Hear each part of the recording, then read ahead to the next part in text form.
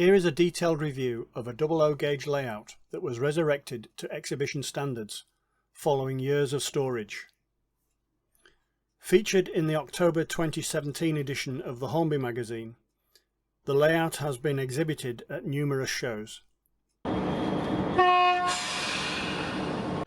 This is the story of a layout called Oldbury, which is owned by the Perth Model Railway Group.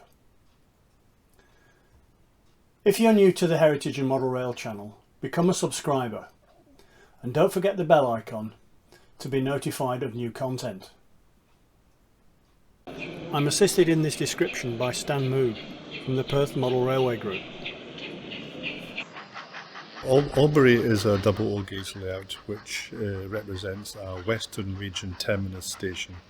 So typically ex-Great Western Railway. If you look at the architecture of the station, and in fact most of the rolling stock we have on the layout this weekend, you will detect a very, very Western Region theme. The layout was built a number of years ago, not by us actually, but we purchased the layout and did a big conversion job, refurbished it and turned it from analogue control to digital control. This gave the layout a new lease of life.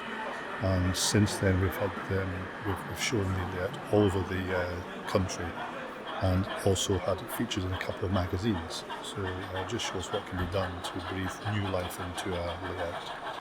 Measuring 18 feet by 2 feet across 3 boards in the Scenic area, there is an extra board for the storage yard, which has a multi-track turntable. Originally the layout was fitted with a traverser, which was broken and unrepairable. Whilst fitting the turntable, all the original wiring was replaced to eliminate any hidden bugs.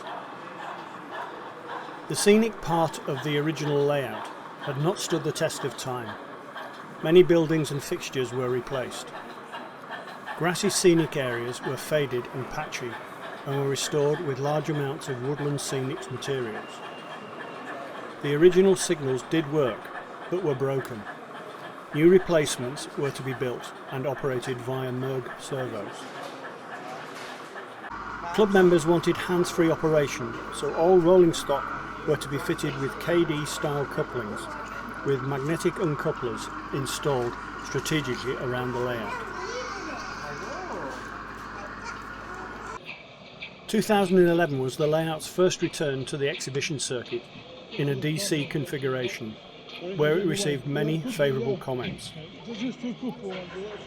So the layout is digital command control, commonly called DCC, and this enables us to run locomotives with sound fitted. So this adds a certain atmosphere to the layout as well. It was decided to replace the old points, which had daylight showing where the motors had been fitted, with Digitrack's DS64 point modules to eliminate the need for a separate control panel.